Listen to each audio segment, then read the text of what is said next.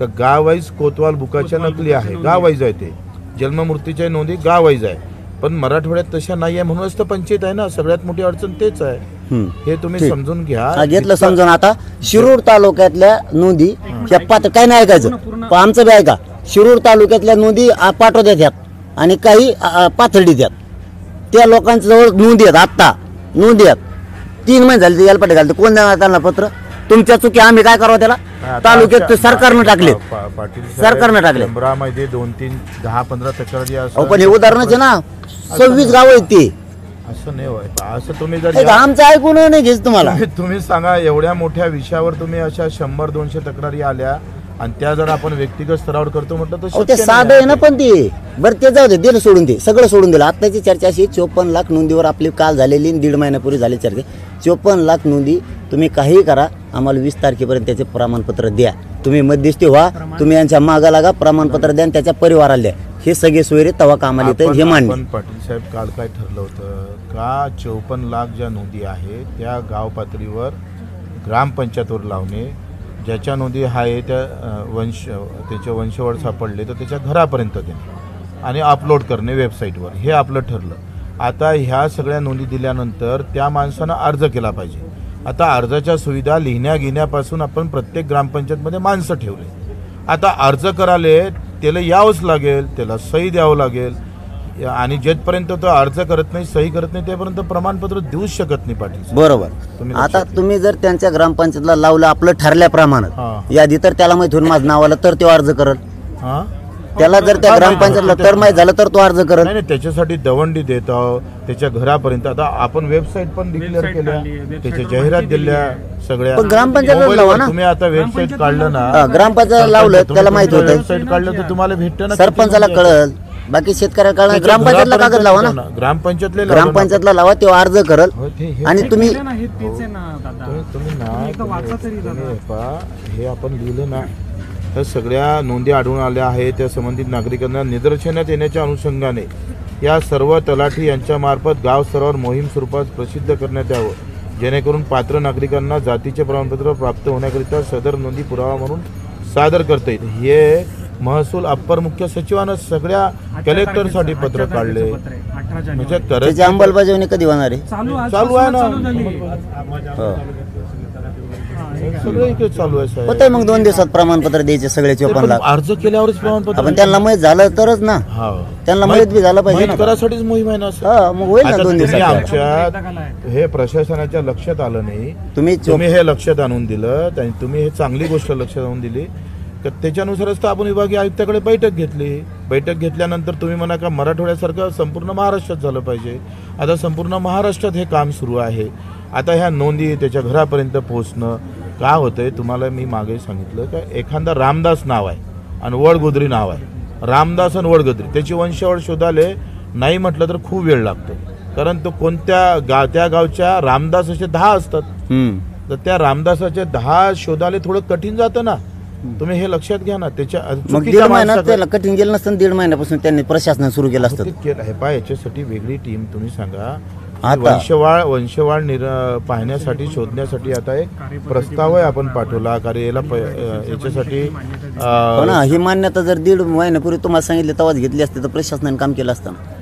आता सगळ्या त्या गोष्टी आता तू नाही झाल्या, त्याच्यापेक्षा आता काय समोर करता येईल. आता एवढंच करा, आपलं तुम्हाला जे बोलणं झालं त्याप्रमाणे करून टाका. जे बोलणं झालंय त्याप्रमाणे करा. 54 लाख आपल्या नोंदी द्या. हे आम्हाला हे प्रस्ताव जो केलेला आहे तो खालचा सगळ्या सोयऱ्यांचा, तुम्ही सांगा. ते 54 लाख प्रमाणपत्र मिळाले तर तो कामाला येतो. बरोबर आहे. नसता नुसता तो कागद म्हणून आमच्या हातात राहतो. तुमच्या भावना अगदी बरोबर आहे, पण आपण हे तुम्ही सांगा आम्ही काय करणार आहे. आम्ही शासनाला सांगणार. सचिवानं पत्र काढलं, सचिवानं कलेक्टरला सांगितलं, कलेक्टरनं तहसीलदार सांगितलं, तलाट्याला सांगितलं. हेच करणार आहे का नाही तुम्ही सांगा. प्रोसेस तर हेच आहे का नाही. आता ह्या प्रोसेस आपण केल्या नसते तर भाग अलग आहे. आपण ह्या सगळ्या प्रोसेस केलेल्या आहे आणि सगळ्या प्रोसेस तलाट्यापर्यंत गेल्या. त्याची कारवाई सुरू झाली, गावगावात दवंड्या सुरू झाल्या, लिस्ट लागणं सुरू झाल्या. आता ज्याला नाही भेट, आता एवढं तर गावातल्या गावात आता इथं अंतरवालीला आहे तर या ग्रामपंचायतमध्ये येऊन पाहिले पाहिजे का नाही त्यानं, तर बा माझं नाव लागलं का नाही लागलं. एवढं तर काम केलं पाहिजे नागरिकांना. तुम्ही लावा ते करी, ते तर लावल्या ना, लावले ना आपण.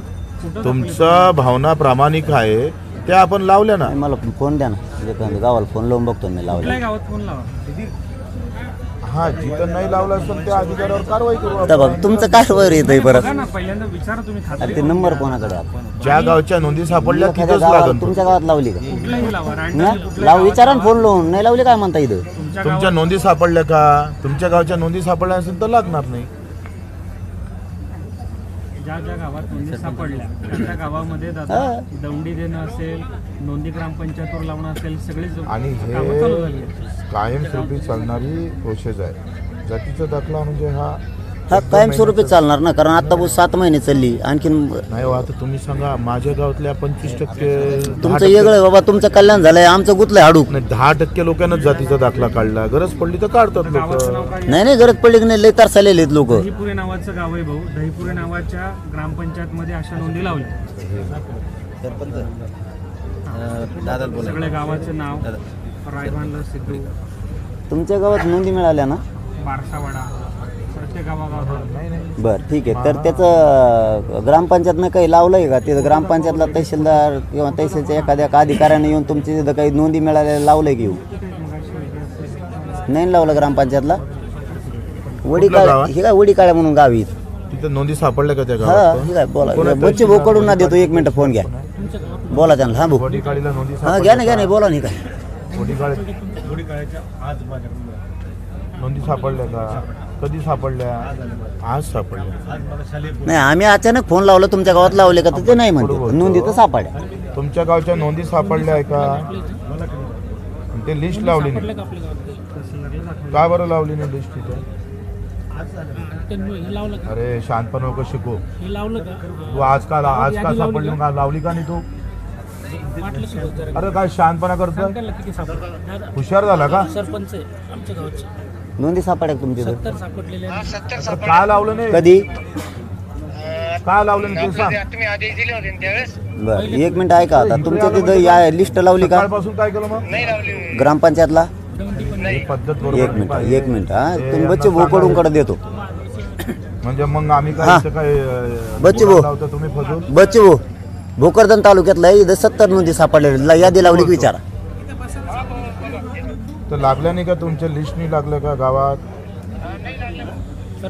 सरपंच ते आहेत. गावाचं नाव काय? चांगलं नाही.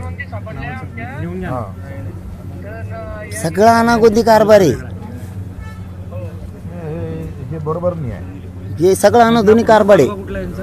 हा, भोकरदन तालुक्यातले सरपंच आहेत ते. करायची कारवाई काहीच करायचं नाही. गावाचं नाव बी घ्या त्यांचं. कर्दन तालुका. गावाचं नाव काय दादा? गावाचं नाव काय तुमचं? पिंपळगाव कोलते, का बरं कुणाला दिली होती जबाबदारी? कोलते पिंपळगाव. भोकरदन नोंदी तालुका. लावायची जबाबदारी दिली कोणाने होती? गाव त्याला निलंबित करा सांगा. 1-2 निलंबित झाल्यावर त्याला हं? त्याला नोटीस द्या. कोण आहे कलेक्टर? कलेक्टर असते कोण? ते हे आलते नि ते 4-5 गावं तपासले. महेश भाऊ आलते ना? नोंदीच सापड कोणीच हो, ते किनगावच्या नोंदी सापडल्या ना? नोंदी किनगावच्या. सापडल्या पण ग्रामपंचायतले लिस्टच लावली नाही. तिथं यादी लावली का? गेवरा तालुक्यातल्या सरपंच कोण आहे? किनगावचा. तुमच्या गावात सापड्या का? किती सापड्या? कोणता तालुका? ताकडगाव गेवरा तालुक्यातले सरपंच आहे, त्यांच्या गावात लावल्या नाही. टाकरगाव. अशा जले आम्ही फोन लावून नोंदी सापड्या का? लिस्ट लावली नोंदी नाही नाही सापडल्या. गावागावात. नोंदी सापड्या आहेत का? नाही मग त्याला कारवाई करावं. असं कसं काय? हे तुमचं जालन्याचं हे किनगावचं विचारून घ्या. ते तुमचं नगर अधिक साहेब, किनगावचं विचारून घ्या. तहसीलदार आहे. इथं यादी ग्रामपंचायत लावली का? आता सापडलं नाही. हे असं बरोबर नाही आहे. हे चांगली गोष्ट नाही आहे. हो पण ते खाली कारवाई होत नसेल तर अर्थ काय? तुम्ही आम्हाला तोंडावर पाळायला आले का? तुम्ही एक सांगा. आयुक्त हे चांगली गोष्ट नाही आहे. मला जिथं अशी कारवाई असेल त्याच्यावर कारवाई करा. हे 10-15 निलंबित होऊ द्या म्हणजे मग तालावर येईल. हे बरोबर नाही आहे. हे तुम्ही आम्हाला तोंडावर पाळत असतो तर मग आम्ही तुमच्या कार्यालयात येऊन बसू. मग तुम्ही पत्र पाठवल्यावर सगळं काढल्यावर जर खालचा अधिकारी काम करत नसेल तर मग आता तुम्ही मग आम्हाला कायदा हाती घ्यावा लागेल. हे चांगलं नाही आहे. हे चांगलं नाही आहे. रॉंग आहे. तुम्ही आढावाच घेतला नाही मग याचा अर्थ तुमचा कलेक्टर का झोपा काढतोय का तिकडे? तुम्ही ज्यांना लावल्या नसेल लिस्ट त्याच्यावर कारवाई करा. नायब तहसीलदार असन काय असन सगळ्यावर कारवाई करा. हे बरोबर नाही आहे, चांगलं नाही आहे. ओके बुवा, आता दुसरा हे चकलांब्याचे आहेत, जिल्हा परिषद सदस्य आहेत ते, त्यांच्या गावात नोंदी सापडल्यात, आणखीन लावली नाही यादी. काय चूक आहे आमची? पण नोंदी मिळाल्याची उदाहरणं पण आहेत लावलेली. त्यांचं गाव कुठलं आहे? अहो ते कुठं नाकारतो आम्ही, हे बाकीचे तुम्ही तुमचीच बाजू धरणार का कावावी? तुमचं नाम तुम्हाला 20 तारखेचा आता आम्हाला द्या, नाही तर तुम्ही उठायदो. हा, तुमचीच बाजू लावून धरणार. आमचं वाटलं झालं राव, लेकरांचे फासे घेतला, असं काय करता तुम्ही? हे बच्चे मध्ये पडत म्हणून आम्ही व्यवस्थित चाललोय. हे मॅटर चुका तुम्हीच करणार, तुमच्या बाजू नुसतं लावले सांगा लागले. हे गाव सगळी इथून उघडे पडेल. तेव्हा सकाळपासून ते बसले पत्र घेऊन, त्याच्या हातात कागद असू, 2 महिने झाले त्याला पत्र द्या नाही, ते म्हणून तुम्हाला वेळ मिळाल्यावर देईन मी. असला अधिकारी असतो का? कुठला तालुका आहे? तालुका कुठला आहे? हे कुक्कळगावचं एक पत्र सापडे आता आंबड तालुक्यात. हे नवीनच लफडे काय? काय सांगा ते जुनं सांग. काय 1953 खरेदी खात्याची खालचे अधिकारी काम करतात. इकडे घ्या, ती घ्या इकडे. जुनं रेकॉर्ड आहे. हा बघ, ही का निग्राही धरायची? निजामकालीन का निग्राही धरायची? हे बघा, निजामकालीन त्यांच्याकडे नोंदी आहेत. का निग्राही धरायच्या? तर आलेच पाहिजे. का नाही धरायचे? त्यांना हाकून देते. 1.5 महिने झाले ते येडे घालते. ते एडीएम कसा लागला आम्हाला आंबरला, त्यांनीच हल्ला घडून आणलाय. पाठीमागचा जे झालेला हल्ला त्यांनीच घडीलेला आहे. काय झालं? ऑनलाईन दीड महिना झाला करून. अरे पण एवढ्या वेळ लागते का? कोण आहे ते SDM? ते एडीएम